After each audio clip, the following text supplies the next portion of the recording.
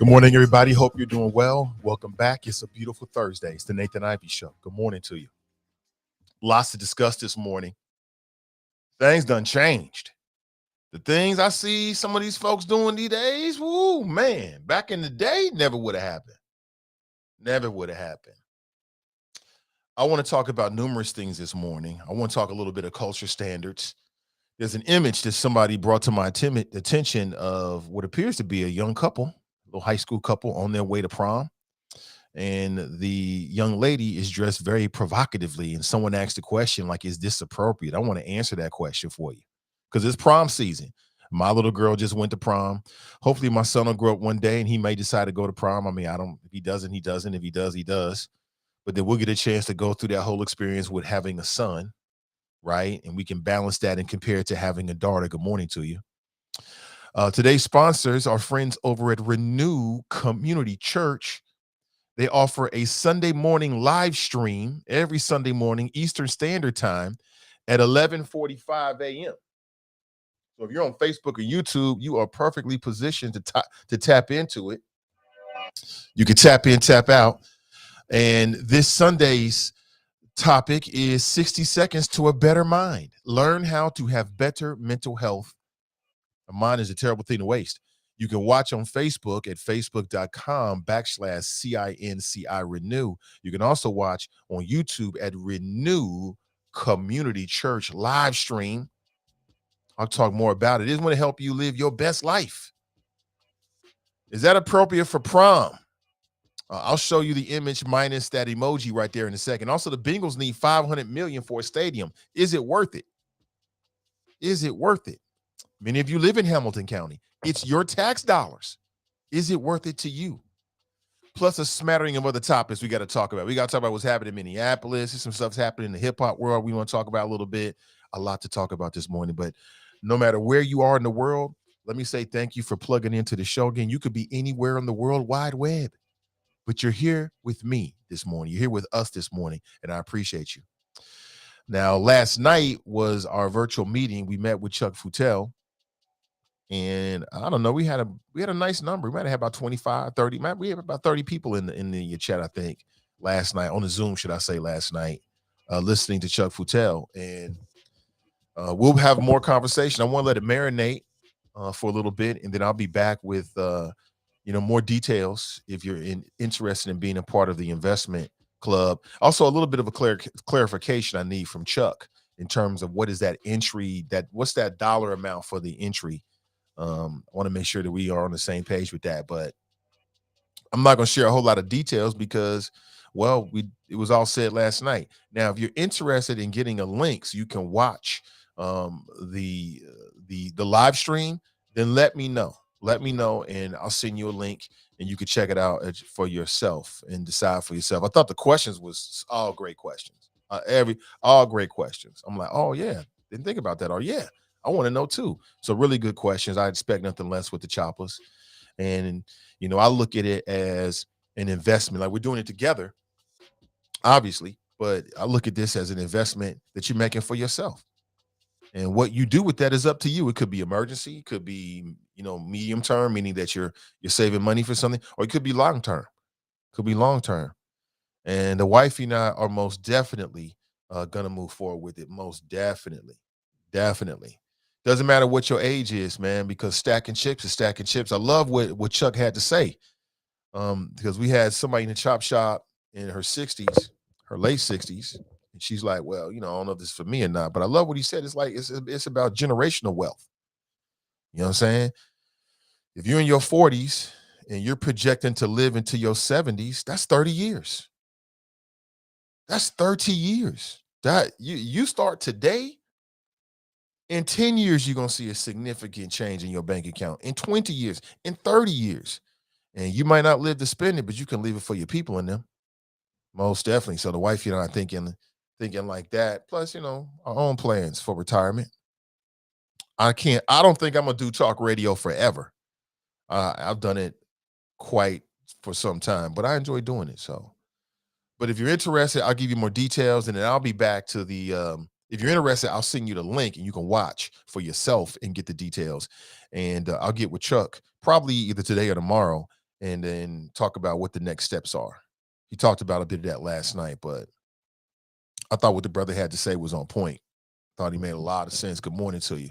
Good morning. Good morning. Welcome back. There we go. I like that better. Good morning to you. Hope you're doing well. Broadcasting live. Crystal writes, I need the link, please. Okay, Crystal. Just hit me with a direct message and or email, either way, or text. My text number is in the description box. I'm on Facebook. You can always direct message me. But if you say it in here, I'm going to forget it or I'm going to miss it. So just do one of those three things. Text me, 513-953-4224. That number's in the description box. You can direct message me or you can email me. All right. Good morning to you. Nakia writes, I need the link as well. Daryl, I need the link as well. Okay, cool. Absolutely. I thought, what I liked about Chuck is he was teaching us. Joe, you got it.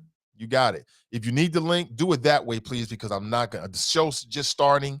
I got show in my head and nothing else. So just, again, one of those three ways. Either text me this morning, 513-953-4224. That's my text messaging community, 513-953-4224. You'll know it's a confirmation because you'll get an automatic response. You'll see my image, so you'll know it's me. You can direct message me on Facebook or Instagram or Twitter, any social media platform, any of those three, or you can email me at nathansflow@gmail.com. nathansflow@gmail.com. And just put investment video. I need the video, something like that, in the subject line. Just makes it so much easier for me to see because I get all these spam junk emails to that account. I got to clean it out. Good morning to you. Hope you're doing well. Hope you're doing well. So let me show you this image right here because I want to get your thoughts about whether this is appropriate or not. Do you think this is appropriate? I'd like to know. You tell me. I'm only showing this for the purposes of conversation. There's no other reason that I'm showing this. This is about our culture. And I love it. Like there was an image of some people that was doing like gunplay. I'll show that to you as well. Somebody posted. It was some young folks and they were like in prom wear, but they had like fake guns. And people was like all in their feelings, like, oh, this is the wrong thing. This is the wrong thing. How could you do this? This is why people are out here killing each other. And I'm like, well, that's not really why people are out here killing each other. Like, yo, check it. There's plenty of people out there. There's plenty of people out there that's grew up playing with fake guns and cowboy and Indians and cops and Negroes. That's an age-old game. All that kind of stuff. There's plenty of people that did that. Can y'all see this image right here? Let me see. Is that showing? Yeah. This is somebody posted. This is a prom pic. Look at that. Beautiful prom pic. Beautiful prom pic. I don't know these people. Look at that. Beautiful prom pic. I like what bro got on there. Look at he matching. That's how you match. You're non-matching motherfuckers out here. These Negroes in Cincinnati don't know how to dress. You whack ass. But anyway, that's how you match. I think the outfit is nice. I think the fit is super nice. I like the shoes. I think bro look nice. Now, I can look beyond. See, they got us conditioned that when black people have guns on their hands, there's something wrong. I mean, again, I get it. I can get why when black teenagers dress like that, I can get why people can get in their feelings and all that kind of stuff. I get it. All that crime and violence, and we've been programmed to not touch guns because when black people have guns on their hands, it's the wrong thing to do and all this kind of stuff. But at the same time, you got to live a little. Now, somebody's going to ask me, Nate, what if that was your son? I already know it. When you have kids, people love to ask the fucking question of you. And I get it. It comes with the territory. What if that was your kid? Now, I just don't see, that's not medium Buddha style. That's just not her style. You know what I'm saying? Look at they matching. Her dress matches his. I like that. I mean, I'm talking about the fit. Now, minus the fake guns or real guns or whatever they are. What do you think? Is this inappropriate for? This is inappropriate? I mean, this is somebody else's baby. So how you gonna criticize somebody else's baby? I don't know. It got a different. Is that super gremlin right there? Everybody living differently though. The dress is beautiful. I love the colors and everything, and whatever that's called that's on the ground there. I don't know what the weapons, why that's necessary, but I mean, hey, what do you think? It's going too far. Is this appropriate, inappropriate? You tell me. 513-873-7134. This happens every single year around prom time because the culture wars get played out in our schools. Whether it's about, the way you're supposed to act at the graduation, that's always a big conversation. Transgender shit, that's always a big conversation. And, prom. Prom. If that was your son, see, my thing about it is, listen, if you want to play with guns, do you got to take pictures of it? See, my biggest concern would be if that was my son, my biggest concern would be I don't think, I ain't worried about you going in here and robbing somebody. What I would be concerned is I just know how the world works. And the way the world works now is, let's say you going to do any kind of position. Hell, you could be applying for a scholarship. What are people going to do? Well, they're going to search for your social media presence and they want to see what kind of stuff that you're posting. That's my issue. My issue is that if anything happens, the boys are going to go to your social media and they're going to see these images and they're going to automatically assume, no matter what's going on, that you're guilty. That would be my biggest issue. But I mean, this is like harmless play, right? How many people played with guns or fake guns when you was little? What's the difference? Some of that Bonnie and Clyde. I mean, okay. If they keep it here, what's the problem? What's the problem? If we all believe that there's nothing wrong with black people having guns, then what's the problem? I don't get it. Or is that some nigga-ish and all they doing is setting themselves up for failure? You tell me. You tell me. 513-873-7134. That's straight from the friends who like the Nathan Ivey Show. It's a closed Facebook group. You're always welcome to join. And I'm trying to wake that group up. People are asleep in that group. I'm trying to wake you up, get more engagement out of it. We gonna do it. Let's do it right, dog. Also, another word from today's sponsor. Mother's Day is right around the corner. And this Mother's Day brunch is going to be held at the Above and Beyond Planning and Event Center. Now, that's out in Sharonville.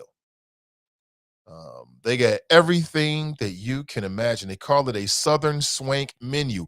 Hit the link in today's description. It'll take you to an Eventbrite, and you can see more of the details. You can see all the details about, what you're going to get. They got the full spread, the full brunch spread. They got it all for you, including mimosas, if that's what you're into, and live entertainment provided by Just Vince. Now, the tickets are $50. Get it in quick, y'all. Get it in quick. There's a lot of Mother's Day functions, but this is the one you want to go to. Trust me on this. Your mom or the mother in your life is going to have a fantastic time. It's going to be the type of experience she ain't going to forget. And that's what you're going for. Step your game up, if that's appropriate. Now, a lot of y'all taking care of y'all moms anyway, aren't you? Or the mother in your life. You already know you're taking care of her. Pamper her. Take care of her. And check this out. Again, there's a link in today's description, and tickets are going to go fast. So get in quickly. Don't spend too much time thinking about it. Do it. Follow the link, and you're gonna see the smile on her face light up. You can make it a surprise. You could tell her you taking her one place, right? Maybe a regular. This ain't no regular degular event right here. You can tell her you taking her somewhere regular degular. Boom. Where are we going, baby?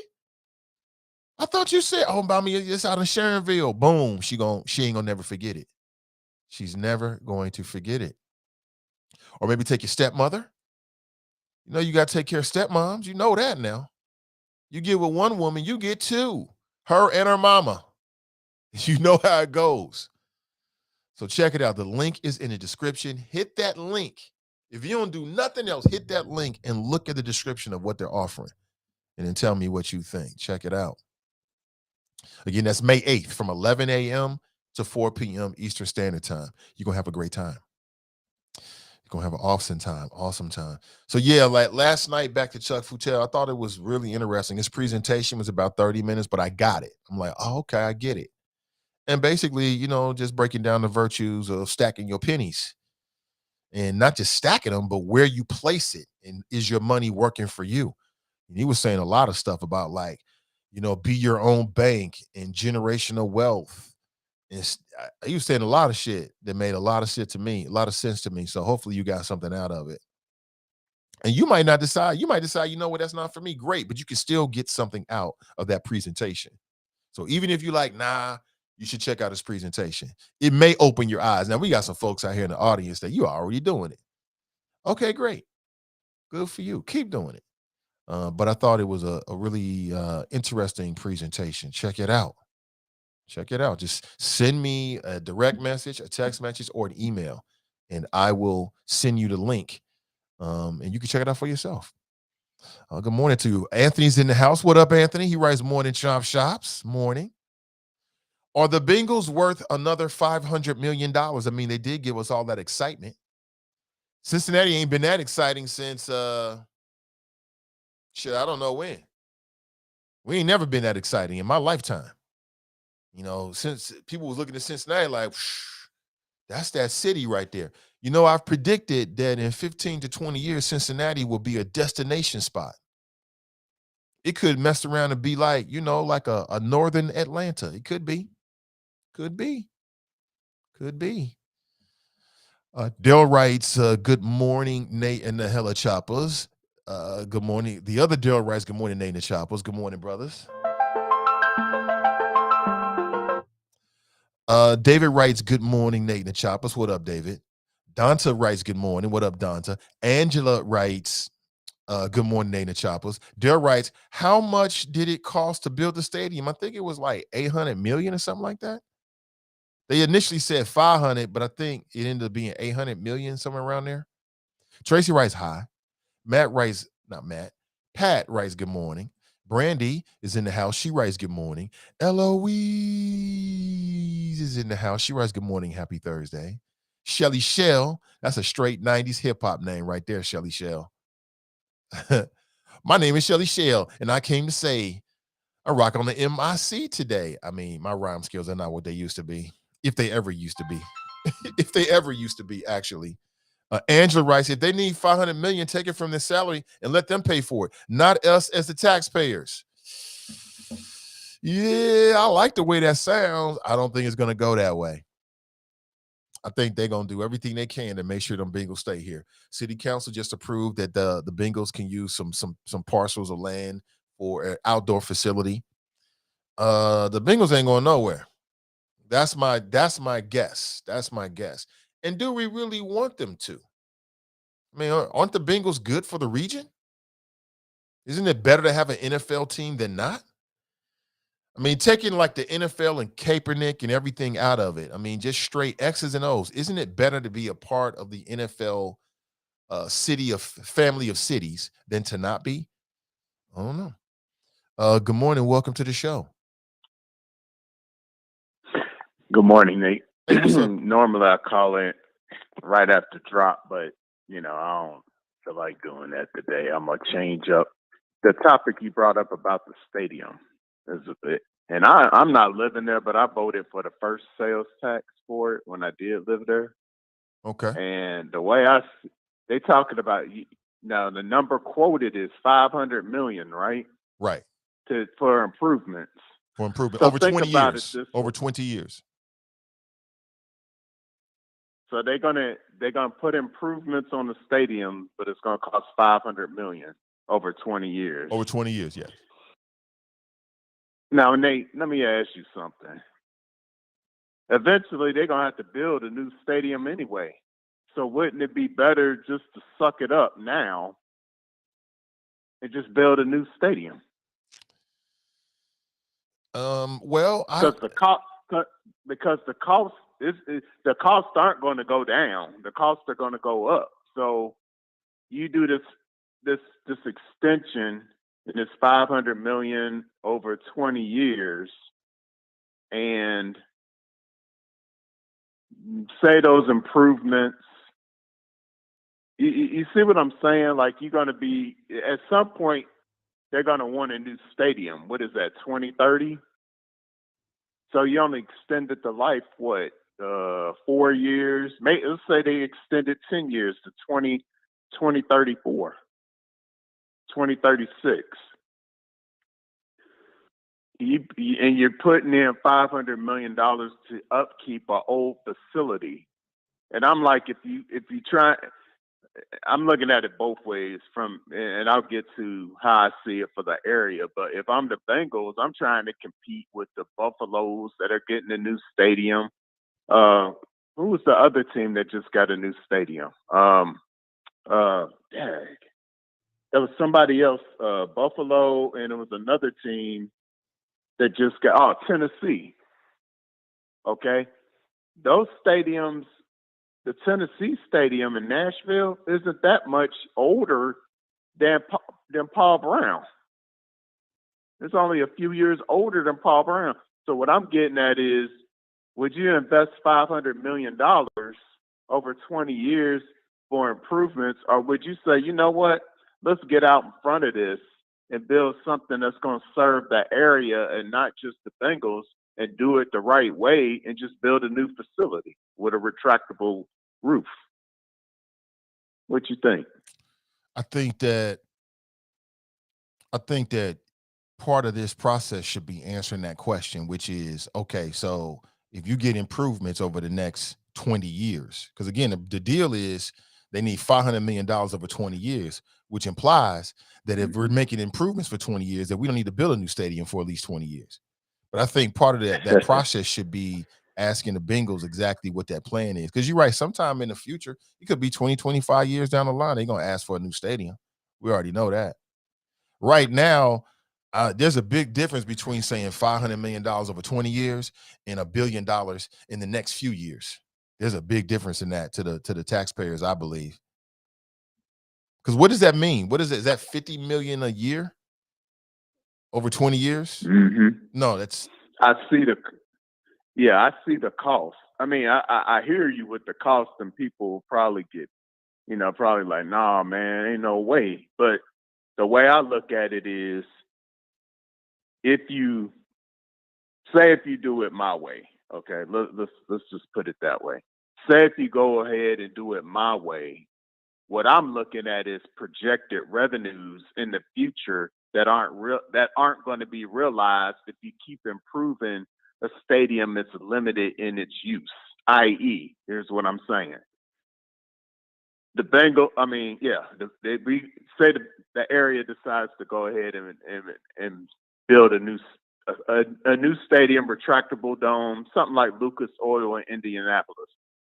Now you have opened yourself up to not only hosting football, but potentially a Super Bowl, potentially with UC moving to the Big 12, maybe a Big 12 championship football game, maybe the Big 12 conference tournament. You see where I'm going? That's stuff that's not available to Cincinnati right now. Right. And that's where I'm going. I'm like, there are a lot more opportunities, even though it'll cost more. It's almost like did you ever take finance? A finance not class that I can in remember. college? Okay. So it's more like that old problem of future value versus net present value, that kind of thing. So you look at, in the opportunity cost, you look at, I'm going to spend more here, but can I make up some of that revenue? Not all of it, but some of it. Because either way, you're going to be out the money. But I'm saying, let's do this thing the right way. And I don't live there, but I'm vested there because I'm from Cincinnati. But let's do this thing the right way, which should have been the approach the first time, but the county and the city waited to the last minute, and that's why the Bengals had that sweet lease. And I'm saying, no, county and city, get out in front of it. Let's build this new facility, state of the art. Let's do it the right way, the way we should have the first time, and then we can host those events that I just named off the top of my head, because now you're in play to have that because you have a facility, given the climate of Cincinnati during the winter, you can at least petition for the Super Bowl. And then for a college, you see going to the Big 12 and stuff like that. Even I doubt they take it out of Madison Square Garden, but there's eligibility for UC to be in play, even for the Big Ten tournament. I mean, that can host something like that. It's in the state of Ohio. It would be Ohio State representing, but everybody would be willing to play there because it's kind of a neutral location. And there's a whole lot of things that currently Cincinnati, you just said it yourself, if Cincinnati's up and coming, there's a lot of possibility there that doesn't exist today, but you got to have the facility to hold those events. I understand your argument. I'm with you. And that's all I'm saying. I'm like, it's kind of like, don't be reactive, be proactive. Now, a lot of people are like, well, where are the costs going to come from? Now, my idea, and I don't even know how this will work, is if you build something like this and everybody's on the Bengal train while the Bengals are hot, man, you get Butler, Warren, and heck, even get Kenton and Boone County involved. You make this a regional project. You tax the whole area, just like the airport. It was, what is it, Cincinnati, Greater Cincinnati Airport now, or something like that. Mm-hmm. That's the name of it, right? Yeah. CBG. Cincinnati's paying something. Yeah, they're paying something into that airport to have that name on there, and it's in Northern Kentucky. So why can't you do the same thing for the stadium? So that's what I mean. I'm saying, if you don't want to just put it all on Hamilton County, no, let's get everybody involved. Y'all love the Bengals so much. So that's how I look at it. I mean, it's just because I have been thinking, like, I heard Lincoln talking about this, and I'm like, I don't know, you're gonna put a $500,000. I know it's over 20 years, but that's what you're gonna put into the stadium. I'm like, well, rather than do that, because it's almost like you're gonna, well, we got this car, and we know this car is 20, what is that stadium, 22 years old now? We're gonna, we got this car, it's still running, and we're gonna put improvements on our car, but at some point you're gonna have to replace the car. And I'm like, it's better to replace it now while the costs are lower to build a building like that than to put it off, kick the can down the road later. And it's going to be even more. It's not going to get cheaper. So do it now. And then at least over time, you can recoup by having those additional events. You can recoup some of that money back. Maybe not all of it, but some of it. And that'll be a boon to the city. That's all I had today, Nate. I mean, I could go on to some other stuff, but I think this is enough for me right now. So take care, brother. You too, Daryl. Appreciate your call, man. Yeah, I'm with you, man. I understand your argument. I understand what you're saying, but I think when you're trying to go before taxpayers, they try to keep that overall number down low because people tolerance is just the number that higher that number. You go to Cincinnati fans or Hamilton County and say we're looking for $1 billion plus for a new stadium. They're gonna say no. They're gonna shoot it down real quick. Let's go back to the phones. Hey, good morning and welcome. Good morning, Mr. Nathan Ivey and the good people of Cincinnati, as well as the good people around the world. And yes, those Choppas. Okay, let's get right to it. A laundry list of things I want to talk about. I've been waiting for weeks. I want to chime in with what that the brother had just talked about with the stadium. Also, I want to talk about the yesterday you were talking about Black News Network channel. We're going to hit it all, but first. I encourage brothers out there, Black men, as well as Black women too, get your colonoscopy test when you have a chance. Please do not wait. I was just diagnosed with having a polyp taken out of me, which was cancerous 3 weeks ago. Whoa. But you don't worry. It's early detection. It was small. and now I got to go to a surgeon. She indicated to me, we see everything in the blood if you go and get your checkups. This doctor said that to me years ago. Everything is in the blood. We can catch it early if you get a checkup. So I don't panic. I don't worry. And I go to get my blood test next week, and she'll tell me if she have to go in and do further things. But early Wow. detection, brothers and sisters, is very, very important. Yeah, I thank recommend thank that. you for sharing that, man. We need to hear that. Damn, I hope everything turns out okay for you, John. Yes, thank you, thank you. Okay, let's get to it. You know, I have the fire and desire. I'm never going to stop until the good man upstairs tells me your time is up. Time to come home. A couple of things. I'm glad your last caller talked about the stadium. Be weary, Cincinnati, in building a stadium. Let's go back in time. Remember when the Giants had that Super Bowl a day before that storm came in and they had the Super Bowl? They should have never got the Super Bowl. I've said that many times. I don't know why the commissioner of the NFL and the powers within allowed the Giants to have that stadium in that type of weather. Well, they dodged the bullet. The next day, that storm came through. It was cold out there. Any crazy fool out there freezing with those cheerleaders, unbelievable. Yes, your glass caller hit all the marks and he hit it right on mark. You got to do the research. And when they have those town hall meetings on the stadiums, please, public, go. A lot of things need to be put on the table about who's paying for it. I've always said taxpayers' dollars should never come into play in building a stadium when the owner is getting a third of that. I mean, unbelievable. It's a lot to talk about if you're planning for it, and it should be an indoor stadium. I don't know what this commissioner over the years have thought about. A clear example, look at the Dallas Stadium.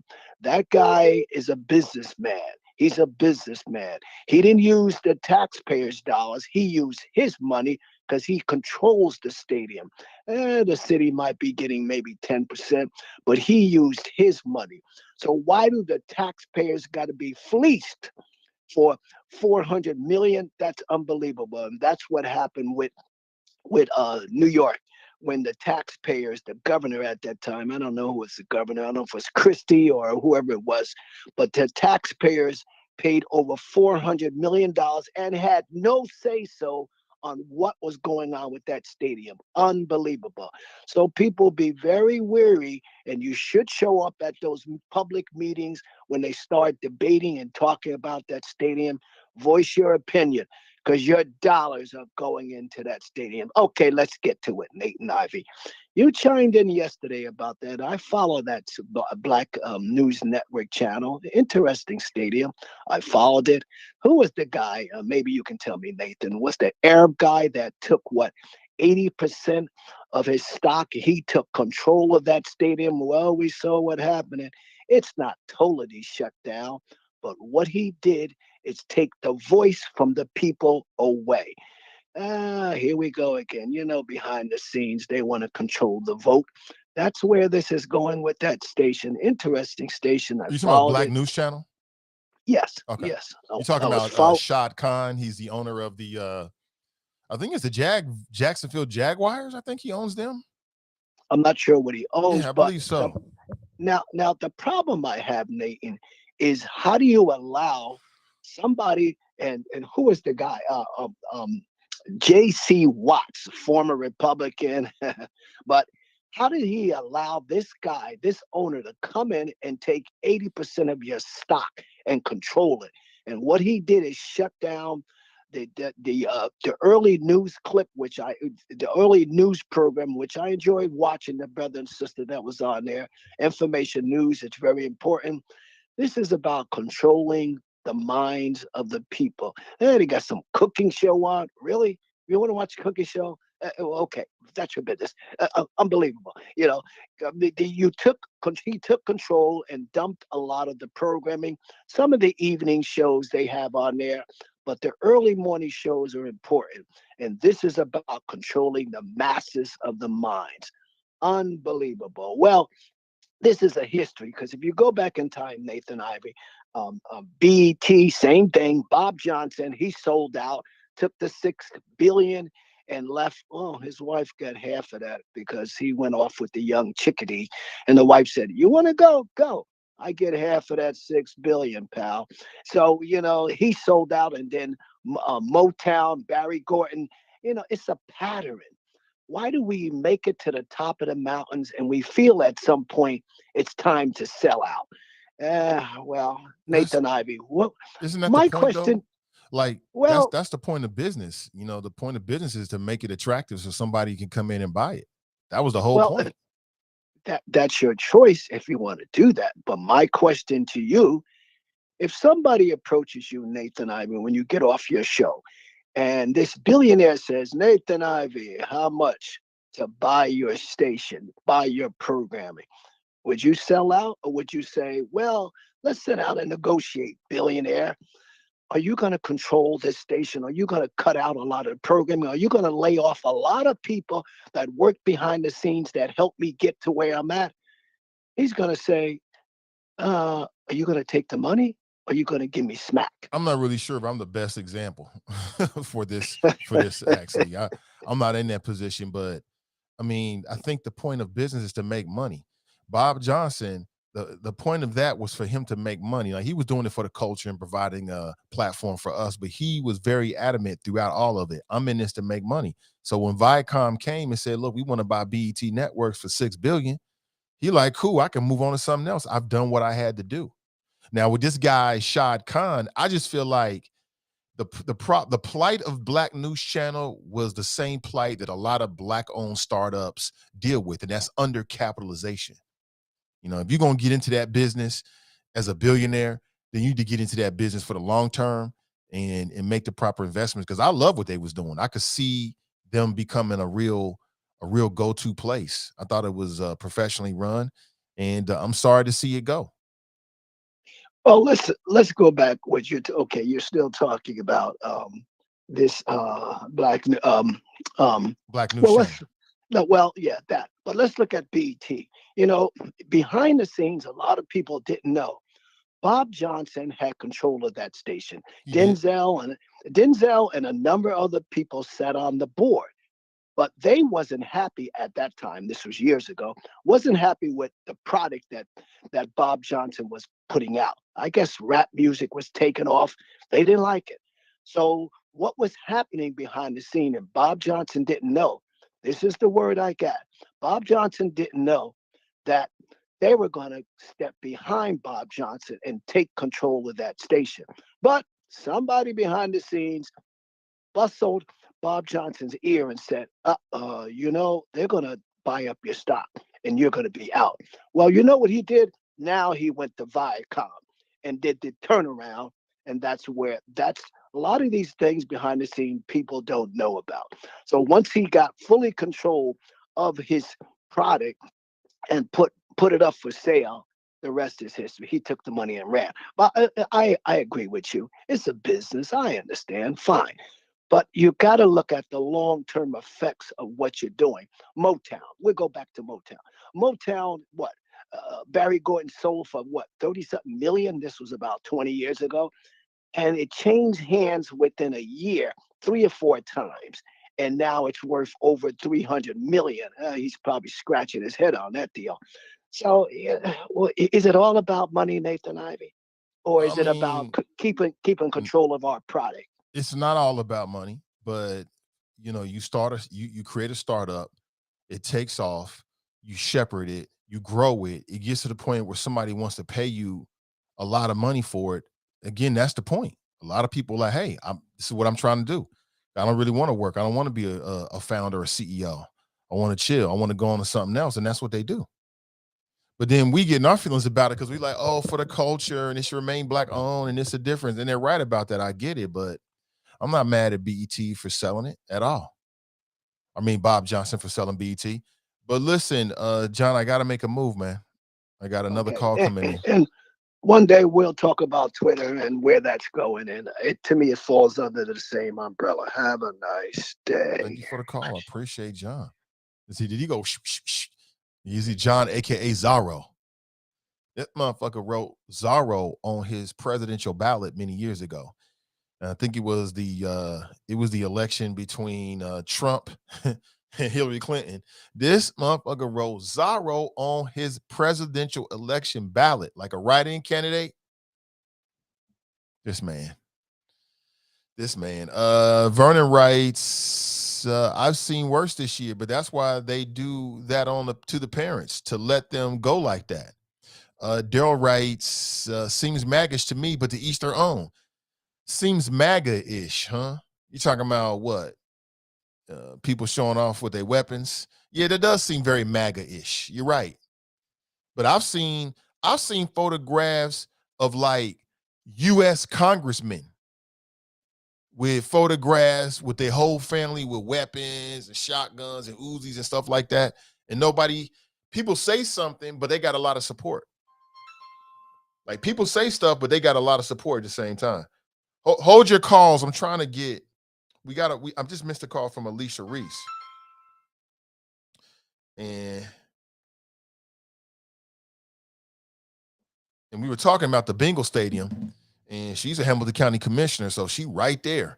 So maybe she heard the conversation and has some insight. So just give me like 5 minutes so I can see if I can get her on. Alicia, if you're still listening or watching, please feel free to call back in. Seems maggotish to me, to each their own. Yeah, I mean, I wouldn't recommend it, but I ain't like all in my feelings about it. Like, this is what's wrong with our black people. You know what I'm saying? I don't feel that way about it. I think I would, if that was my child, I would have a different point of opinion, right? Because I'll be concerned about the future. If that was my boy right there, number one, the fit is flawless. I love the fit. Little bro looking clean. He looked real good. I love it. Got the hair, everything. Now let's talk about the weapons in his hands. I'm not, as a black man, I'm not in my feelings because I see a young black man with a gun in his hand. I know they program us to believe that way, but I don't feel that way. I don't know what he's doing. I ain't making no assumptions. Like when I say I'm on some Second Amendment shit, I mean that, including with black people. That don't bother me one bit. To me, is a let's say it's a real gun. Okay, well, if it's legally obtained, then what's the problem? What's the problem with that? In America, I see everybody else holding their weapons with their family at barbecues, smiling. I seen a video of a little girl. She had a big old like automatic weapon. It seemed like she was firing it off. Her daddy was right there. Everybody happy. Well, that goes for black people too. I don't have no problem with it. If it was my child, I would strongly recommend them against it, because I would be concerned about in the future if somebody sees it and how they're going to view you and things like that. But my knee-jerk reaction is I ain't all in my feelings about it. So that's one. Here's another one.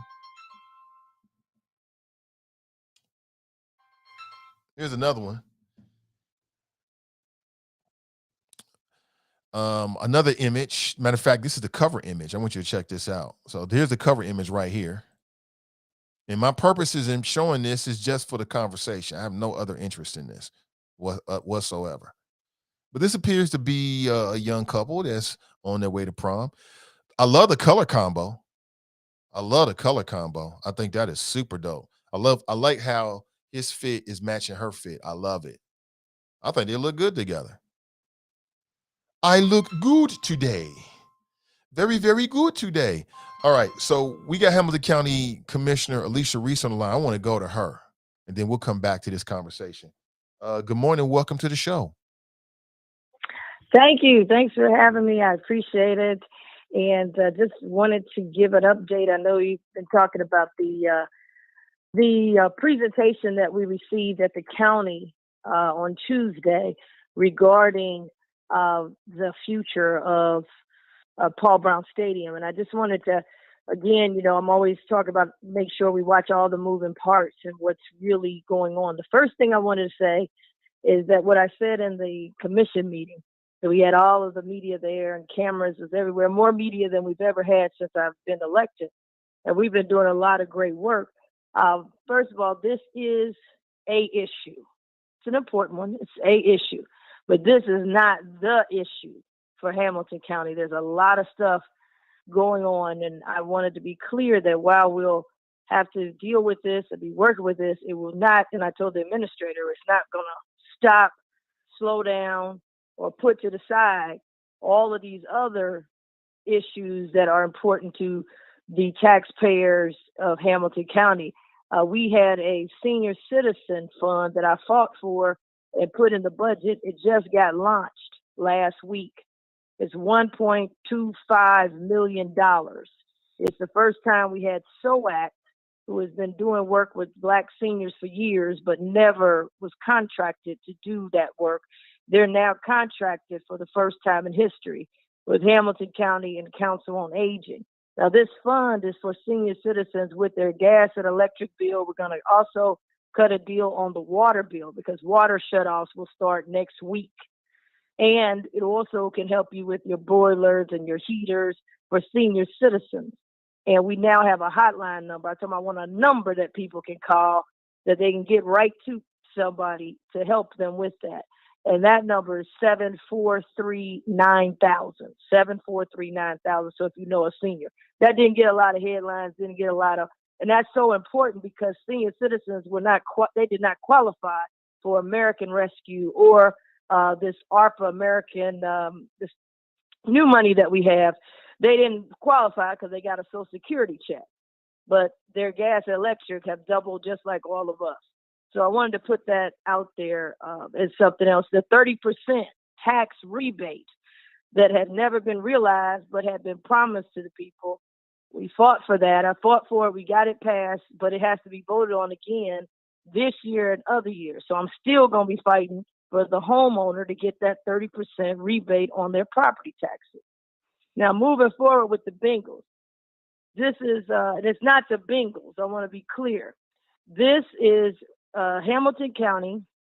We own Paul Brown Stadium, the taxpayers, under the revision of Hamilton County commissioners.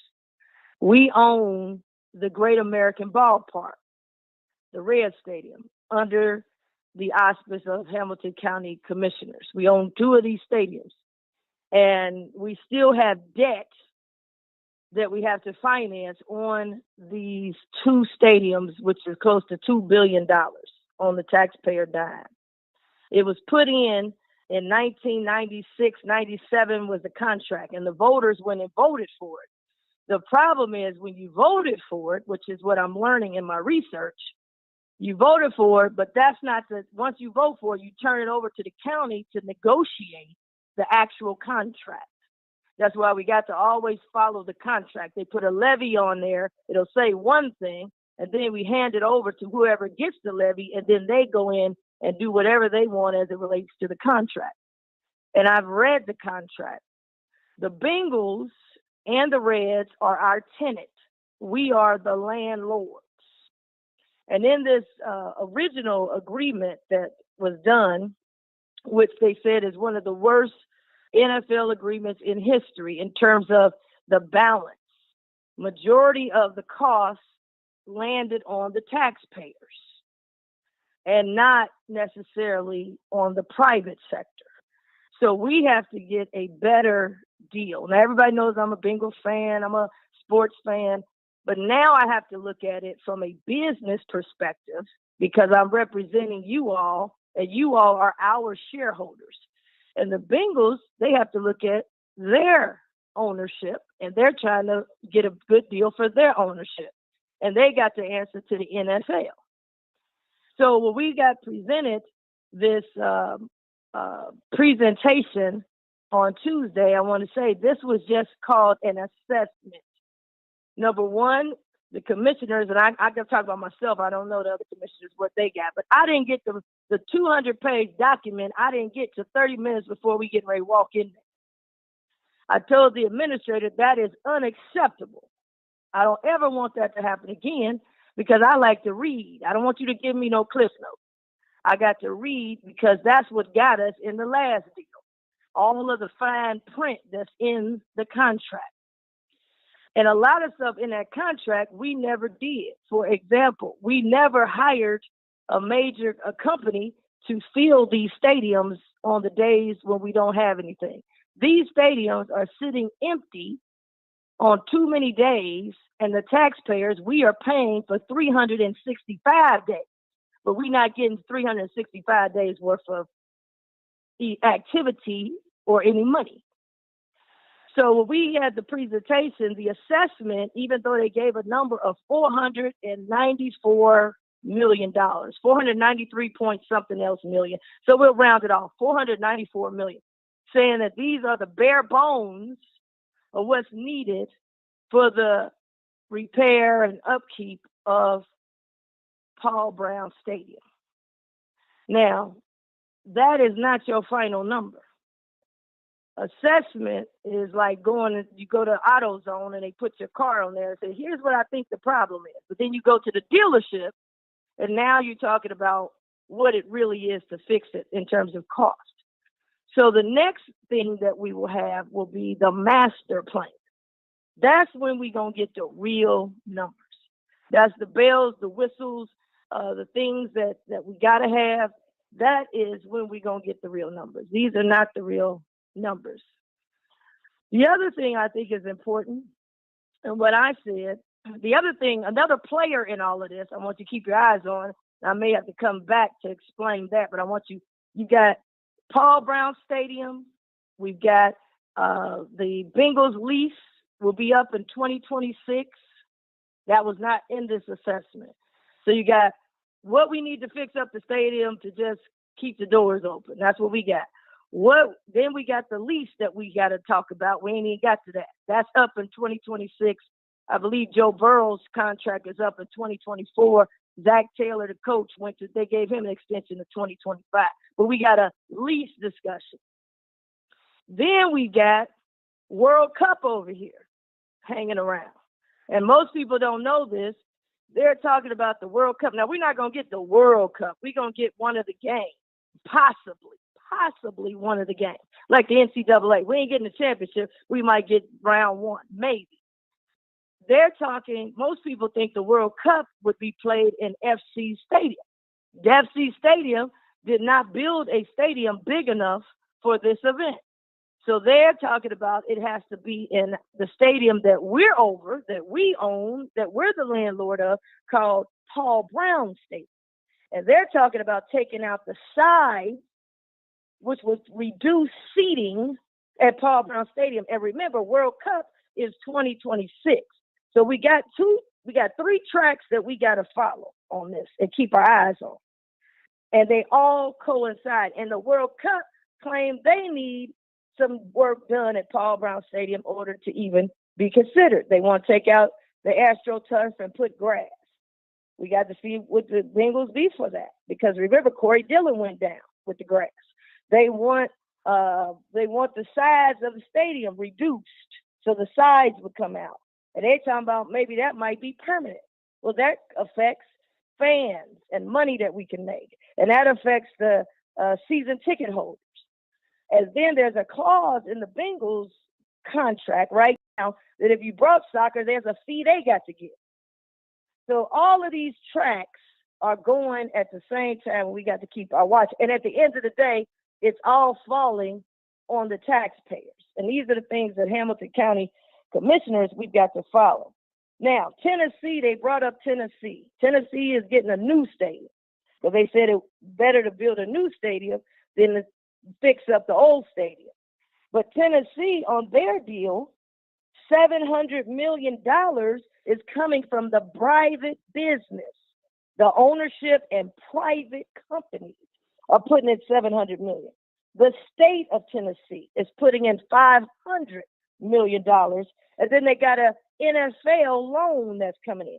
Now, our current situation, everything's on our sales tax. That means if you buy some bubble gum, you're helping pay for the stadium. We have no NFL putting any money in, but then tells us when we can go in the stadium. Remember the watch party? And they're going to tell us we can't even go in and watch it. Can you believe if you were buying a house and they said, here's your bill, but then they tell you you can't come in the house and sit on the couch and watch the TV? So now the NFL, for me, has to be involved. I've requested to meet with Roger Goodell and his finance team. If you're going to be in this, you're going to help pay for some of this to take the burden off our taxpayers. since you got a lot to say on what we can do. We got to have the state involved. They're not involved with this right now. The state got to be involved. Tennessee, the state put up $500 million. Take the burden off of the local tax, which is important. The county can't carry all of it. And then we're looking for the private sector. So this is the beginning. This is not the end. And then the last thing I said, this has to be tied to a lease agreement. We don't want to be like, I believe it was St. Louis. They did all of this fixing up of their stadium. And what happened? I think it was the Rams that beat us in the Super Bowl. They left and went to California and left them with an empty stadium. And they just won a lawsuit against the NFL. So we got to have the NFL at the table. We didn't have these people at the table when we did our original deal. The original deal is lopsided. We got to get a better deal. And so this was just the beginning. This was, really, this was not the actual cost. There were a lot of things. This report was incomplete. I'm going to say that again. I told them, this report is incomplete. If you was in school, I'll give you an incomplete because you did not put in the master plan, which is a finished product. 2, you didn't put in anything on how we, as a county, as the landlord, how we can make more money and reduce the cost on the taxpayers. And then 3, you had nothing in there about the lease extension.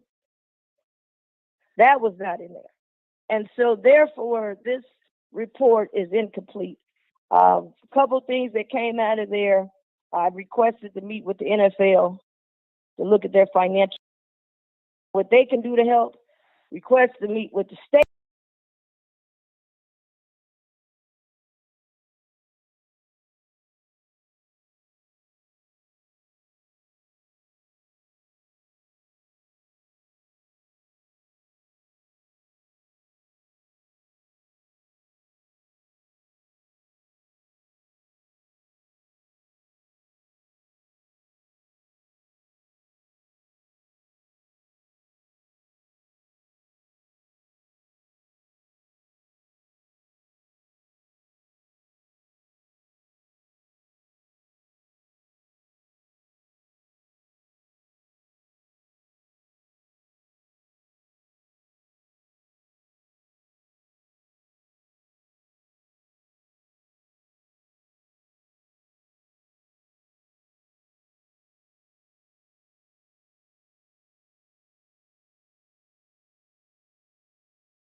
Myself of the Bengals stadium.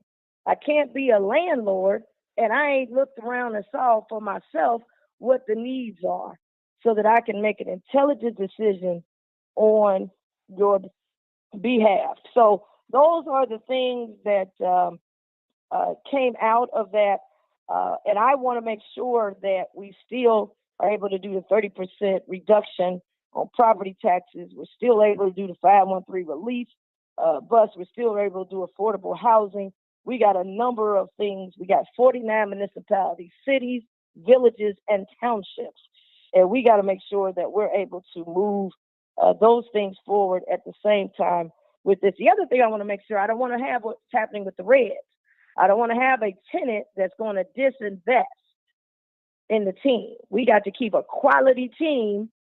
So because part of our model is getting, when you come down there, we got parking, we got, again, we're making money off these stadiums. We got to pay for them. So we got to have these places packed. And then my last thing, I've asked the administrator in the next 30 days, which is in the contract right now. I want somebody hired, Live Nation or somebody, to come in here and book these facilities right now. We need more, what's the guy coming? Garth Brooks. I need more Garth Brooks. Every time a Garth Brooks comes, the rental is $100,000 to rent the stadium.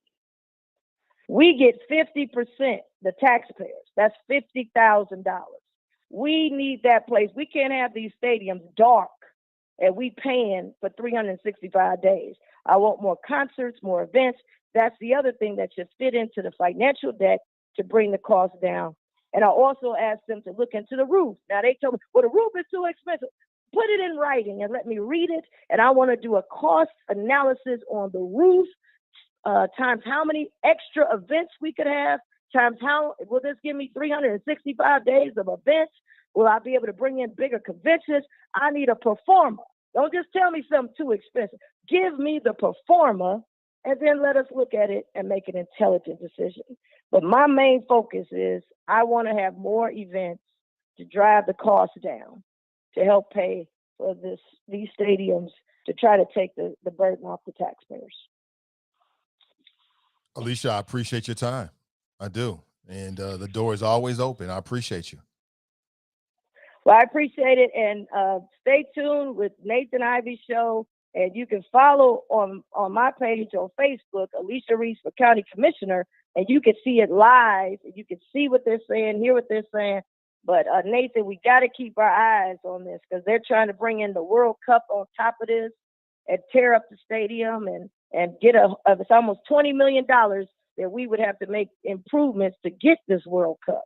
And then on top of that, I got a lease that's getting ready to expire with the Bengals, and we got to try to see if we can work that out. And then we got a stadium that we're talking about the next 20 years that we're talking about. So this is the complexity of what we're dealing with. And at the same time, making sure that these other things that we're focused on is moving forward. The Black Music Walk of Fame is moving forward. And July 23rd, I'm going to say it every time I get on, so nobody said they didn't know when. July 23rd, we will have the dedication on July 23rd and the next induction, noon to 3 p.m. Put it on your calendar. That's Music Fest weekend, and we'll always have it during Music Fest weekend. So just wanted to give people that information. Senior citizens, 743-9000, $1.25 million. I don't want our people left behind due to lack of information. So thank you so much for letting me be on, and thank you for the time, Nathan. Most def. That's Hamilton County Commissioner Alicia Reese giving us her thoughts. Appreciate her. Oh, thought I pressed the wrong button. Appreciate her.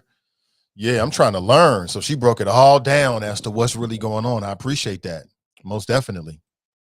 Before we go too far in the show, I want to remind you that today's show is brought to you in part by our friends over at Renew Community Church. Now, they offer a Sunday morning live stream that you can tap into on Facebook. You can also tap in on YouTube. On Facebook, facebook.com/CINCI Renew, and on YouTube at Renew Community Church live stream. This Sunday morning's topic, 60 seconds to a better mind. Learn how to have better mental health. All of the discussions in the masterclasses are led by Charlie Winburn. You can also go to their websites, www.renewcommunitychurch.org, and you can sign up for free ebook or coaching. All right, check them out. Good morning to you. Also, if you're looking for something special to do for the mother in your life, consider this event. This is a Black-owned event. Mother's Day, all you can eat Southern Swank. Hit the link in today's description and it'll take you to the Eventbrite. You can also get more information about exactly what's on the menu. I guarantee you're going to see something you like. Live performance by Just Vince. Now, this event is on Mother's Day, May 8th from 11 a.m. to 4 p.m. You can purchase your tickets at Wing Champs. You can also purchase your tickets online. Just follow the link. It'll take you to an Eventbrite. Tickets are $50. Do something special for the mother in your life. This Mother's Day is going to be different for me because this is the first Mother's Day with no chairman mom. And like I said, I didn't think about it until I started this promotion. I'm like, oh, snap. Because sometimes your mind forgets traumatic events, things like that. You don't want to remember it. So if you got your mother in your life, hold on to her. Hold on to that relationship. Make her feel special. It could be the woman that blessed you with a child. Well, bless her with an experience that she won't forget. A Mother's Day, all you can eat Southern Swank. Again, the event is going to be at the Above and Beyond Planning's Event Center, and that's out in Sharonville. But, you got a car, you can get to anywhere in Cincinnati within 20 minutes. So check that out. Tickets are going fast. So make sure that if you're interested, you secure your spot as soon as possible. Again, many thanks to Alicia Reese. I appreciate her giving us that insight. You can't get it no better than that. That is great. And a shout out to Sister Sandra Jones Mitchell. We, one of the Choppas. She one of us doing big things with So Act. Appreciate her. I love it. She's the first time they did business with So Act. I'm like, oh, I love that. I love it. Good to hear. Like I keep saying, man, it's a lot of good things happening in this city. There's a lot of good things, man. People planting seeds all over the city, and I loves it. Sister Iris in the house, she writes, the worst agreement ever. No one ever was for this deal. Jeff Birding can sell ice to Eskimos. That's all I can say. We got any big problems? Get Jeff Birding on it. He'll make it happen. Good morning, Drop. Welcome to the show, brother. Hey, thanks for having me, Nate. Hey, man, great topic. And again, this is what happens in your city when your sports teams start winning. People start making requests for new facilities. But shout out to my number one Cincinnati public servant, Alicia Reese. I love that woman. When she comes on and speaks, her energy, I think she's going to be a prominent figure in Cincinnati or Ohio in the coming years. She could be the next governor. But anyway, Nate, while I was listening to the show, I started looking up some numbers. And SoFi Stadium here in Los Angeles that hosted the last Super Bowl, shout out to the Rams, that stadium was built by private money for the cost. Now, you saw the stadium on TV, Nate. This is state of the art. Took 4 years to build it because of all the regulations in California, but the cost was $5 billion. Okay. Now the financiers, Hollywood Park something, they will get reimbursed from the state, I think, for $100 million. Then you look at Allegiant Stadium, which was built in Nevada, who will be hosting the 2024 Super Bowl. That was built for $1.9 billion, and that was taxpayer funded. So in order for Cincinnati to get a state-of-the-art stadium, I'm not talking about renovations, I'm talking about a brand new state-of-the-art stadium with the hopes of hosting the Super Bowl and other events, it is going to cost upwards of $5 billion. And we already know that the taxpayers, just listening to what I heard today from Alicia Reese, the taxpayers aren't that excited about putting up that kind of money for a state-of-the-art stadium, which will allow you to host. But this is the last numbers I want to put out there, Nate. The Super Bowl has been hosted in the state of Florida 10 times, in the state of California 12 times, in the state of Louisiana, meaning New Orleans, 10 times. And I just told you the next 3 Super Bowls will be held in California this year. Then you have Arizona next year, and then Super Bowl 24 in Vegas at Allegiant Stadium. So my point is, Nate, that most of the cold states, because the Super Bowl is held in the winter, they don't host very many Super Bowls. I mean, hardly any, 1 or 2 throughout the history of the 50 some odd Super Bowls, because the Super Bowl is an event, a 3-4 day event with outside activities. So again, Cincinnati, if you build a state-of-the-art stadium, the chances of you getting the Super Bowl multiple times is very slim. But still, you'll have a nice stadium for other events. Not saying that you'll never get the Super Bowl, but you won't be getting it as much as Florida, California, and Arizona. Then now you got to include Las Vegas in that. So, but again, thanks for taking my call, Nate. Great topic. And the last thing, the estimated cost that is generated in the cities that host the Super Bowls, $700 million, Nate. So in a few years, that number is going to be well over $1 billion of generated revenue in the city that hosts a Super Bowl. So thanks for taking my call, Nate. Great show, great guest. Shout out to Alicia Reese, strong Black women. Peace out. Drop Squad 52. Drop this science to anyone who wants to catch it. Appreciate the call. That's drop. A subdued drop. You just on some just regular type shit today. Interesting. I appreciate the call, brother. Thank you for being here. So let me get back to this. So we're talking about the Bengal Stadium, $500 million. Alicia Reese said that was just an estimate. So you know what that means. Probably going to be more. Probably going to be more. She was talking about the various things that are happening. You know, you got, soccer events coming. So she's keeping us abreast and telling us what to look at. And she's right. If you go to her Facebook page, her and her team are doing a good job of like posting videos because City Cable broadcasts all of the meetings. And so you could look at that City Cable link or that video feed and you can see a lot of what's going on. You can see right there. Good morning to you. But he's right. I mean, even if we had a state-of-the-art stadium, they're right. Those events for the Super Bowl, it seems like there's a lot of outdoor stuff, but it doesn't mean you can't do NC2A stuff.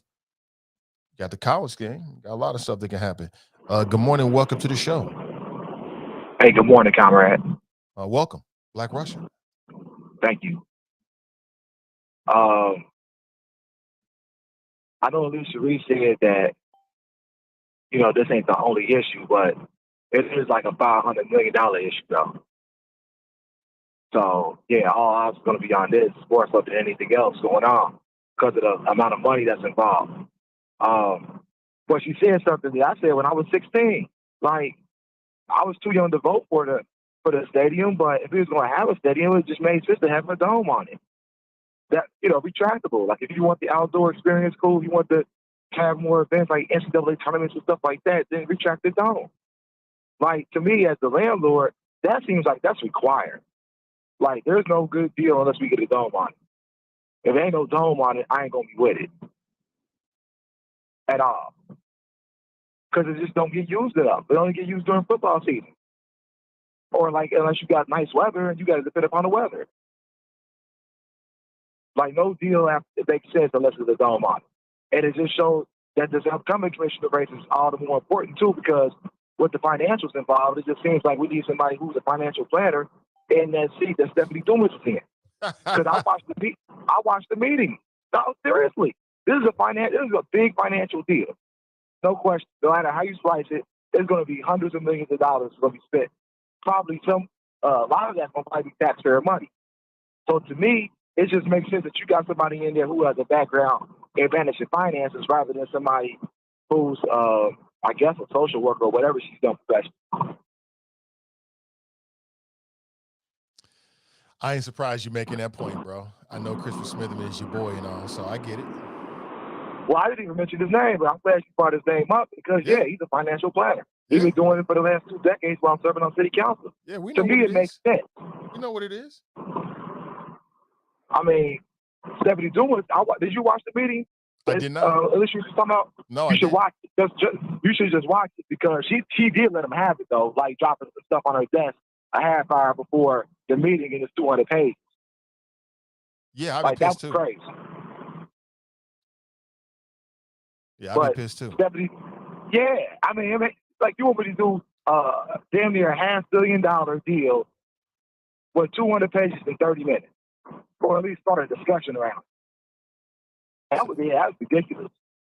But I noticed Stephanie Dumas didn't really have much to say as the president. Like even Denise Driehaus had a lot of questions, but Dumas was kind of quiet. I found out to be kind of shocking as the president of the commission. He should be showing some strong leadership around $500 million deal, and she showed none. She showed none. Okay. None. None. Oh man. So I'm just saying, bro. Watch the meeting. People can see it for themselves. Like, where's the leadership?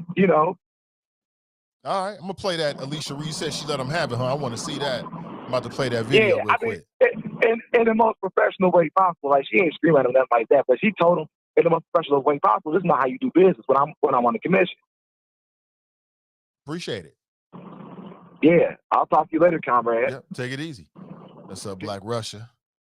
That man is always trying to get in for his boy Christopher. I mean, logically, you're right. It does make sense. Financial planner, financial issues. I can definitely see that being a part of the campaign mantra for Christopher Smitherman, most definitely. But just check this out, though. We did speak with her, Alicia Reese, so I think it's okay to run I this. want to just say, and I'm speaking just for myself, each of us will have to speak individually. I was not here with the original deal was done. And I just want to highlight, I know we've got a lot of media here today, and we thank you guys for being here. And there'll be a lot written about this issue. But I want to set the right tone because our board has been working very hard. This is an important issue, but we've got people watching at home. I want to be very clear, but this is not the issue of Hamilton County. And I'm not saying that for you. I want to make sure the media, because they'll be writing a lot of stories, and some other folks that are taxpayers will say, well, what about our issues? What's going on? So I want to repeat that for me, this is an important issue, but this is not the issue for Hamilton County.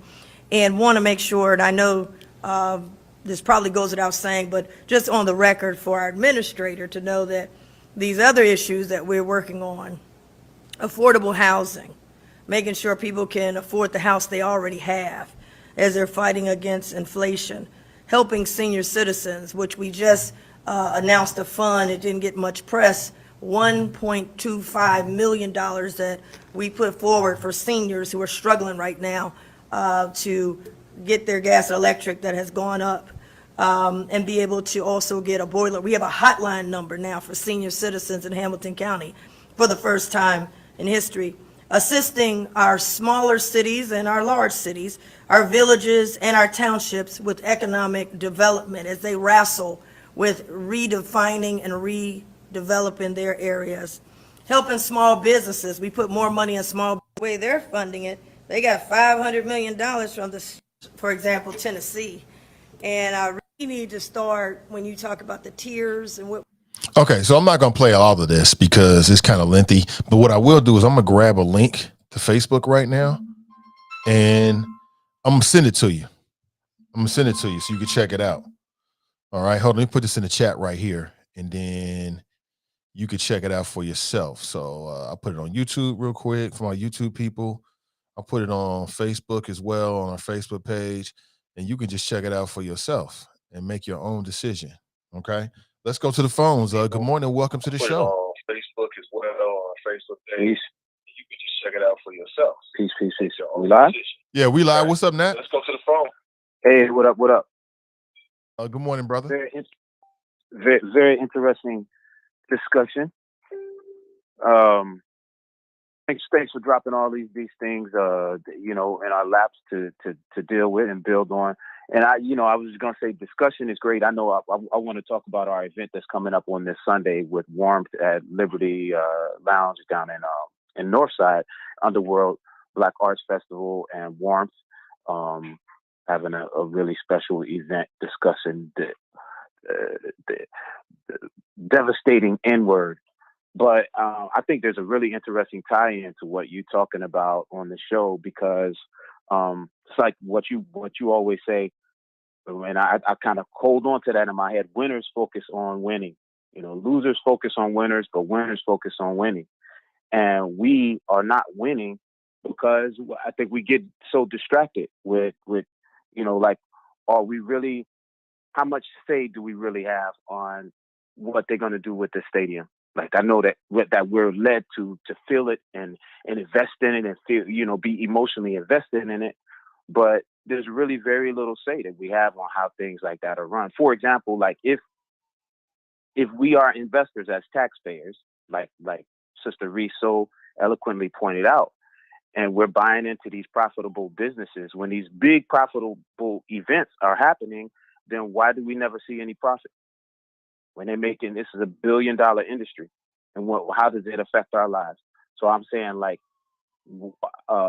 maybe there's a strategy to get us all like on the same page where we're getting the most out of our investment, because we fight hard for our tax dollars, for our money, just to keep food on the table. Some of us just barely squeaking by.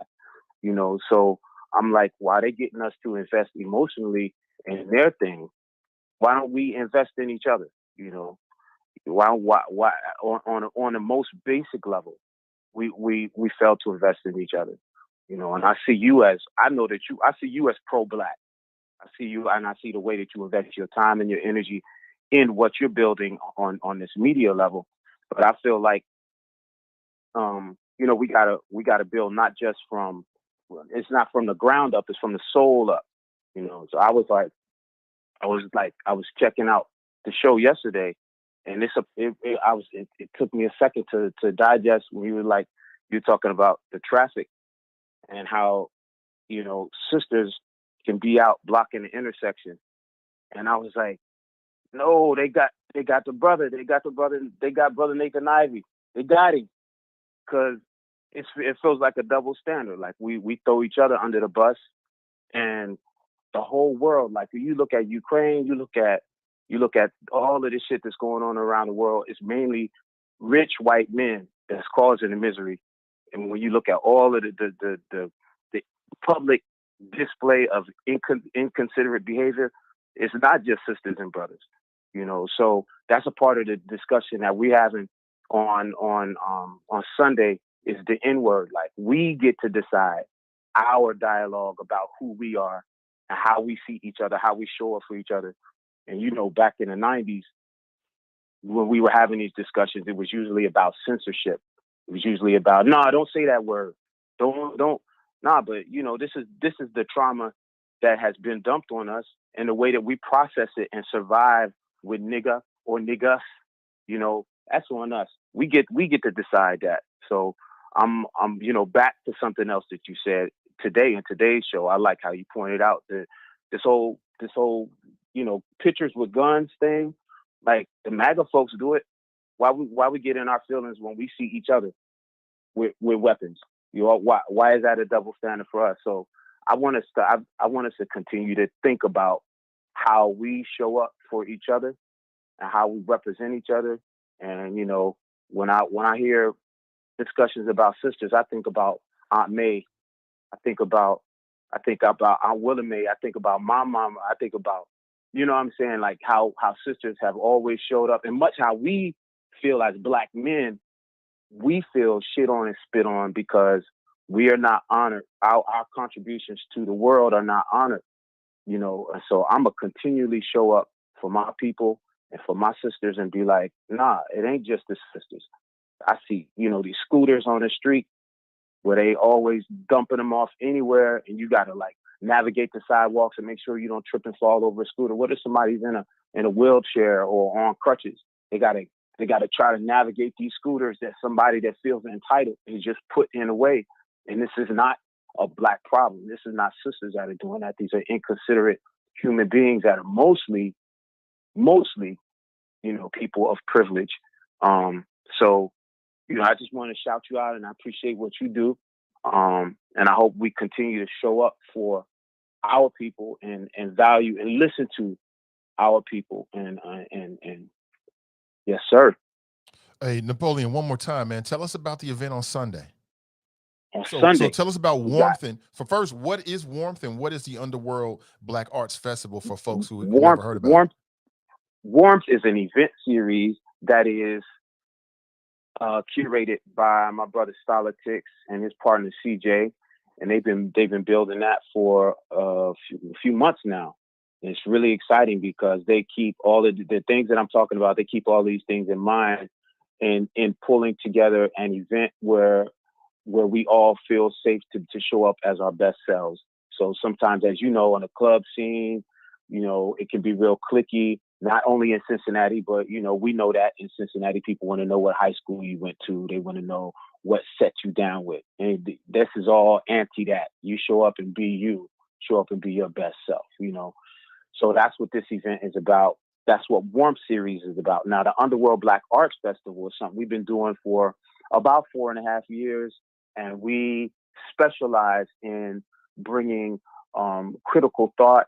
It used to be called the Underworld Jazz Festival. We still come with the same vibe, but we've expanded it so that it includes cinema, it includes visual art, it includes poetry, And it definitely still includes great black music that some people call jazz, but it reaches from way back in field songs and gospel all the way up to hip hop and trap. So Underworld Black Arts Festival is bringing it. We have this series of events. This is one of them, which we're calling Lyrical Literacy 101. And Lyrical Literacy 101 is definitely all about us feeling and hearing our intellectual greatness expressed through hip hop lyrics. So this public discussion around the N-word, we're focusing on, one of the classics is that Tribe Called Quest joint, Sucker Nigga. Hey, sucker nigga, whoever you are, see the sucker in the front for the ones that front. So you gotta know the canon, you gotta know the classics to know that one. But we're talking about our lyrics, we're talking about those lyrics, and so we'll have a few different events. We're building up to our October event where our guest special featured artist will be Jerobi from A Tribe Called Quest, and that's going to be in October. So that's what we'll be building up to. It's a fantastic season of events. Underworld Black Arts Festival. We coming for you. We Black thought, deep and heavy. I love it, all man. kind of swag. Like, I love it, man. I was showing your flyer while you was breaking down the description so people can find you and attend. I'm checking man. for you. I'm watching you whether I'm home or whether I'm over in France. I'm watching you. If you don't hear from me, just know that I'm watching. So I saw you put it up on the screen. I appreciate you. Hey, most def, Nap. Take it easy, bro. We'll catch up soon, man. All right, my brother. Yeah, most def. That's Peace. Napoleon Midex, everybody. He's an artist. You should find him on Facebook. He's super dope. Multiple mediums. We met. He's one of the good people I've met along this fabulous journey called media here locally. I'm telling you, Cincinnati got so many good things that are happening. I keep saying it. I rep for my city. I rep for the people in my city. Great things are happening in a lot of different neighborhoods. Some things you hear about, some things you don't hear about. But I see the seeds being planted. And I look at what they're doing with Warmth and the Underground Black Arts Festival as a part of it. I'm telling you, people doing dope shit. They doing dope shit in this city. And we tend to focus on, the problems, obviously, for good reasons. But I want to do it all. I want to represent us all the way around. So check them out. Matter of fact, I'll put it up on the screen one more time. Yeah, you can check it out for yourself. That's this Sunday. At the Lounge. I've never been to the Lounge at Liberty Exhibition Hall. So you check it out. Negroes, niggas, whoever you are. Okay. I loves it. Where are we here? You can't put lipstick on a pig. That's what TNT says. That's what she was referring to. What N-word, man? I'm not redefining a word from white supremacy, but you do you. Okay. Sister Iris Rice, I think Sister Alicia Reese educating us on what the county is doing with the tax dollar. It matters. Oh, absolutely it matters. We can't complain about the product, like what happens at the end, if we ain't paying attention to the process. You know what I'm saying? So now you got a little bit more information about what the county is doing from a county commissioner. Everything is local. So it matters. So you're gonna know a bit more of what's going on than other people that don't really tap into the show or other shows or whatever. Let me go back to the phones. Good morning. Welcome to the show. What's going on, Nate? How you doing, man? I'm doing great. What's up? What's up, Glenn? Hey, good show today, man. Good show. Got people thinking a couple of different things at one time, so I appreciate it. Let me say this, Nate. You know me about voting. One of my proudest votes I ever cast was a non-vote. And it was a non-vote for the stadium deal way back when, because I didn't like the way that it was put together. I didn't like the particular players in the deal. And as it turned out, it ended up being one of the worst stadium deals in all of American sports. But what gets me in, I hate to be the one to say, I told you so, but I'm petty. So I'm going to say, I told you so. But everything that we're asking for now, Nate, was asked for back then during the deal, when we had started the original stadium deals. And I put this in the chat, but if you remember, there was talk, there were forward-thinking people in this conservative-ass city that were saying we needed a dome. Remember that, Nate? Yeah, absolutely. They were saying we needed a dome. Yeah, we want to do the same thing they're doing in Indianapolis as far as the NCAA tournament is concerned. We're right here by, UC, Xavier, Louisville, Ohio State, and the University of Kentucky. I mean, it would be a magnet just like it is in Indianapolis, that we can have some of those tourney games there and host other events. And then also, if you remember, where do they want to put the baseball stadium, Nate? They wanted to put it at Broadway Commons. That would have been the move to do anyway. Think about it. That would have revitalized that whole area right there. And let the city go ahead and develop, I don't know, their amphitheater where the freaking Red Stadium is. Whatever it was, that in that prime location there, they could have had that, with the bottom of the state of Ohio covered. I mean, we're right next to freaking Kentucky and West Virginia. So, I hear all these the brand new conservative types and want to add Smitherman to the equation now. But when all these things are happening, that's those progressive liberals, they're trying to do this, they're trying to do that. And you let Bob Bettinghouse go from county commissioner to working with the Bengals. And don't get it twisted, and don't try to play we need Christopher Smitherman in there because he's a financial advisor, a financial planner. That's not the reason why they want him on the commission. And they damn sure want him on the commission now more than ever when you're talking about the stadium deals, because that's they boy. They boy, and we all know it. So don't give me that stuff. He's not coming in brand new. No, he coming in, I dance for Coast, Dieters, the Republican Party, and Alex trying to fool you. Flo Debo, I'm out. Appreciate the call. Flo Debo. I'm out. Okay. Oh, man. I'm having too much fun. People are saying they enjoyed the show today. Great. Hope you get something out of it. Sheila writes, true, I always thought a dome should have been included in the original deal. I voted against it. I didn't like it either. I was a younger in the politics game. Still didn't like the idea. Didn't make a lot of sense to me. And moving forward, it is what it is. We are. But now we get a chance to renegotiate. We'll see what happens. Sorry about that. I got to get it in at least once a show where I do a Gilligan and think I'm being heard, and I'm not really being heard. So it is what it is. Good morning to you. Before we roll out, so here is the cover image. We've been talking about the standards. And once you remove the emoji, you see the sister is dressed very provocatively. Now, people online was acting like she was dressed like she was in a porno or something, like it was like nudity. That's not nudity. That's provocative. That's very provocative because she's showing off herself. And I'd like to know, how would you feel about it if that was somebody in your family? Would that be a yay or nay? As a father, you already know, I love the fashion. I'm with the fashion. I'm with you on the fashion tip. I think they look great together. If I was her father, I'd be concerned that she's showing too much. That would be my concern. As a father, I'm thinking, where is her father? Like, I just can't believe that her father allowed her to walk out the house like that. I'm wondering, this might be a single mother type situation. I'm being honest with you. That's what my thought was, because I just can't see. As a father, I love the dress. The dress is on point. In terms of the pattern and the colors of the dress, that's one of the best prom dresses I've ever seen, quite honestly. That couple right there, that's one of the best looking couples I've ever seen in prom.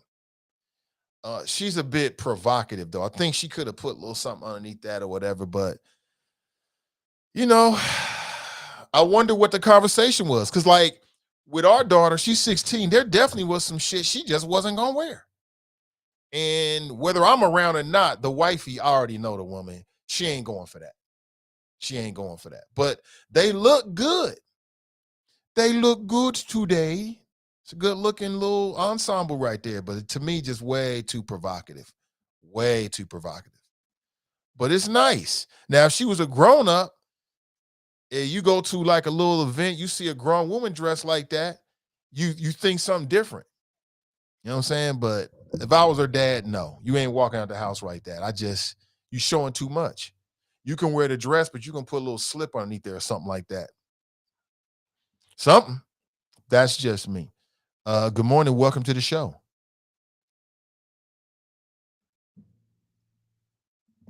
Hey, good morning. Welcome to the good morning. Good Welcome to the morning. How show. you doing this?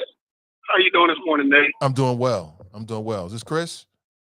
Yes, sir. This is. Good morning, Chris. Uh, I'm just what no one's talked about how much money that y'all already put into Paul Brown Stadium.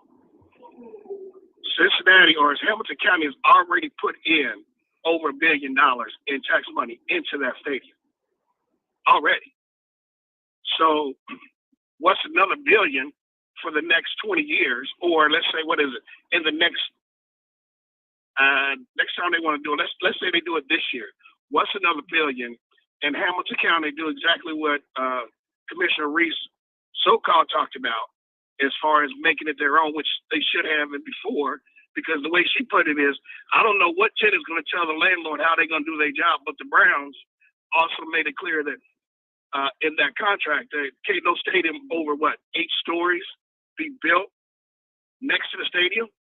I mean, it was GE, the building that's down there. The only reason it's down there because it's okayed by Paul Brown. So after already putting $1 billion in, I mean, my question is, how much are they paying for that bubble next door? Are the taxpayers paying for that, or are the Browns? I mean, if that's the case, why get a bubble? Because you need to practice on the inside. Oh, why don't we just build a dome? I mean, that makes sense to me. Why put the hundreds of millions of dollars into that bubble next door? And then my question for everybody in Cincinnati and Hamilton County, where are y'all going to put it? Because unless you do like Atlanta, which when Atlanta got a new dome, it's smaller than the original dome. So where are you going to, unless you're going to make it smaller than Paul Brown, or just use the dome area, which you could, but that's the question of, and somebody asked yesterday, somebody asked me where they going to practice or where they going to play while the dome's being built if they tear it down. They play TQL. I mean, it's so many different, I wouldn't, and it's not just 2026 of the lease extension. That's the deadline of the extension that goes into 2030 something. That Hamilton County taxpayers are still, if they can't come up with an agreement, they're going to be paying for it until 2030 something. If they can't come up with an agreement. So all these questions and everything that everybody's talking about, you haven't talked about. You've already put $1 billion into it in the past 20 years to keep with the upkeep. You've already done that. I mean, and so what's for the future if we can't come up with agreement in 2026? It goes into 2030, and then you really, really start over.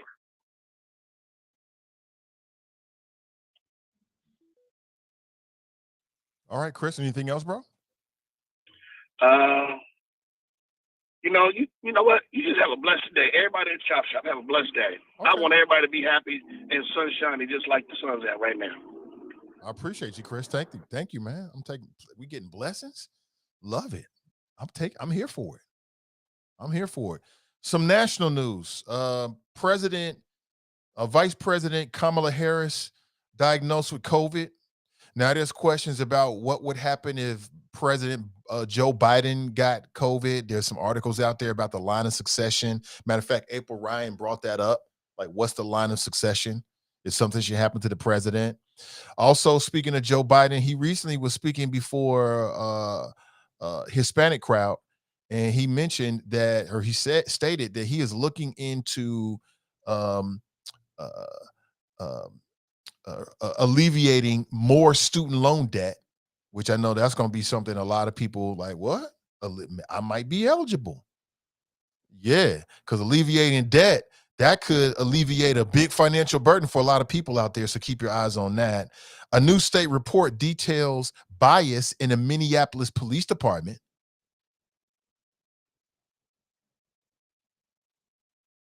In the Minneapolis Police Department, the Minnesota Department of Human Rights said on Wednesday it will negotiate a court-enforceable agreement called a consent decree to address patterns of discrimination that have existed for at least 10 years, probably longer.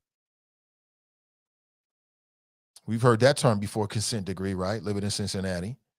And officers for the Minnesota Police Department or the Minneapolis Police Departments have been under fire for their actions with citizens. Yeah, there was an extensive investigation launched after the killing of George Floyd. And what they found is that the Minneapolis Police Department has engaged in a pattern of discrimination for at least the past decade. Well, that just means that they've always been racist.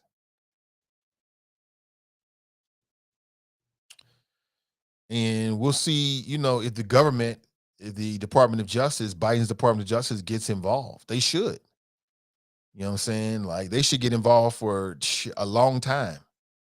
Because, you'll check it. Some of these police departments been around for 100 years. They've been developing a racist, discriminatory, biased culture for 100 years plus in some cases.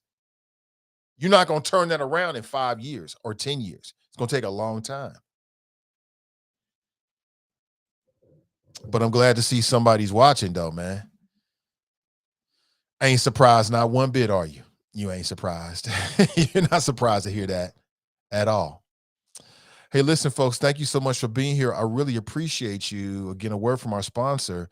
Today's show is brought to you in part by our friends over at Renew Community Church. They offer a Sunday morning live stream. This Sunday morning's topic, 60 Seconds to a Better Mind. Learn how to have better mental health. You can tap in on Facebook at facebook.com/Cincy Renew. You can also tap in on YouTube at Renew Community Church live stream. Good morning to you. All right. Today's show is also brought to you in part by an upcoming Mother's Day all-you-can-eat Southern Swank event. This is a Black-owned event. It'll be held on Mother's Day. That's May 8th from 11 a.m. to 4 p.m. You can purchase your tickets at Wing Champs, or you can go online to Eventbrite. And if you're interested in either purchasing your tickets outright or you want to get a little bit more information about the menu and what to expect, just copy and paste, put it in your browser, the link in today's description. It'll take you straight to their event page. You can check it out.